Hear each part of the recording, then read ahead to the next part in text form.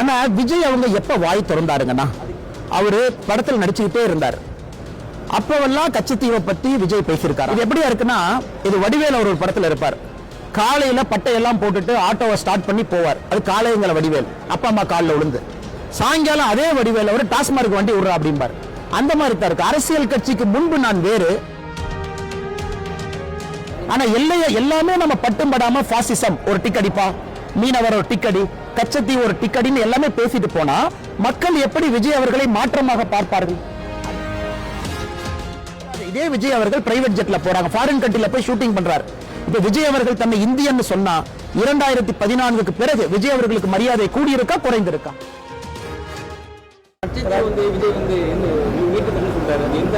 ஆனா விஜய் அவங்க எப்ப வாய் திறந்தாருங்கன்னா அவரு படத்தில் நடிச்சுக்கிட்டே இருந்தார்.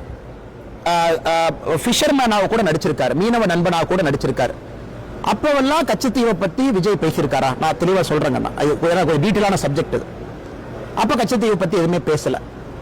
கச்சத்தீவை பத்தி பாரதிய ஜனதா கட்சி, பாரத பிரதமர் நரேந்திர மோடி அவர்கள் பேச ஆரம்பிச்சிருக்காங்க. பிரதமர் அவர்கள் பிரதமராக 2024 பாராளுமன்ற தேர்தலில் இருந்து பேச ஆரம்பிச்சிருக்காங்க. உங்களுக்கு தெரியும், அது 2 நாடுகளுக்கான ஒப்பந்தம். இன்னைக்கு அதிகாரப்பூர்வமாக தமிழகத்தில் பாரதிய ஜனதா கட்சி கச்சத்தீவு வேணும்னு சொல்லிட்டோம்.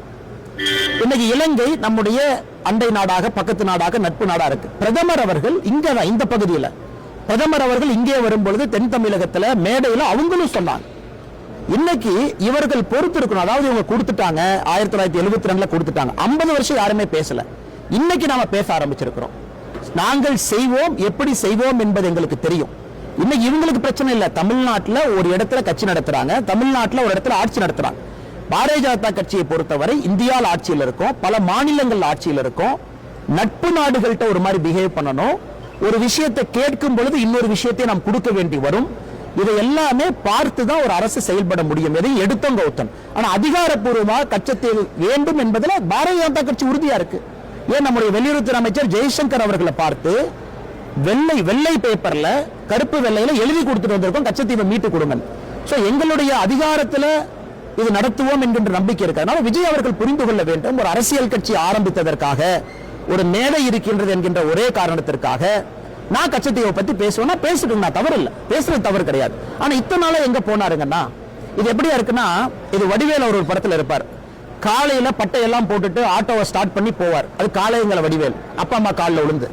சாயங்காலம் அதே வடிவேல் அவர் டாஸ்மார்க் வண்டி விடுறா அப்படிம்பார். அந்த மாதிரி தான் இருக்கு. அரசியல் கட்சிக்கு முன்பு நான் வேறு, அரசியல் கட்சிக்கு பின்பு நான் புத்தான எப்படி ஏத்துக்க முடியும்? ஏன்னா எம்ஜிஆர் ஐயாவை ஏன் இன்னைக்கு நம்ம பாராட்டுறோம்னா கன்சிஸ்டன்சி. ஏன் காமராஜர் ஐயாவை பாராட்டுறோம்னா கன்சிஸ்டன்சி. எதற்கு மாபெரும் தலைவர்களை பாராட்டுறோம்னா கன்சிஸ்டன்சி. இதே கன்சிஸ்டன்சியோட விஜய் அவர்கள் இன்னும் 10 ஆண்டுகள் இருக்கிறாங்க அப்படின்னா நான் ஏத்துக்கிறேன்.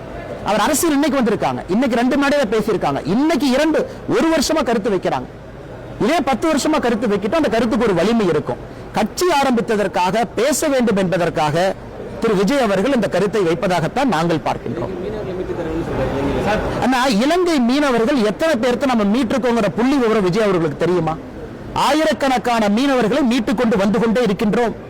அவர் பேச பேச மீனவர்கள் மீட்டுக்கிட்டே தான் இருக்கிறோம், பேச பேச நடந்துகிட்டே தான் இருக்கு. தமிழக பாரதிய ஜனதா கட்சி எத்தனை முறை டெல்லிக்கு போய் எத்தனை மீனவர்களை மீட்டுக் கொண்டு நாங்க பேசணும் அவருக்கு தெரியுமா?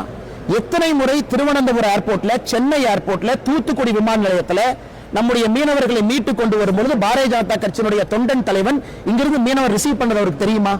இல்ல விஜய் அவர்களுக்கு இன்னொன்னு தெரியுமா? அங்கே மீனவனை மீட்ட பிறகு மத்திய அரசு தன்னுடைய சொந்த பணத்துல, நம்முடைய பணத்துல, வரி பணத்துல ஒரு மீனவரையும் டிக்கெட்டை போட்டு இங்க கொண்டு வந்து வீட்டுல இறக்கி விடுறோம். அது விஜய்க்கு தெரியுமா?